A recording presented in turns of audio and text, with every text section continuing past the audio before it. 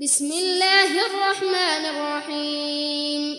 قل أعوذ برب الناس، ملك الناس، إله الناس، من شر الوسواس الخناس، الذي يوسوس في صدور الناس من الجنة والناس.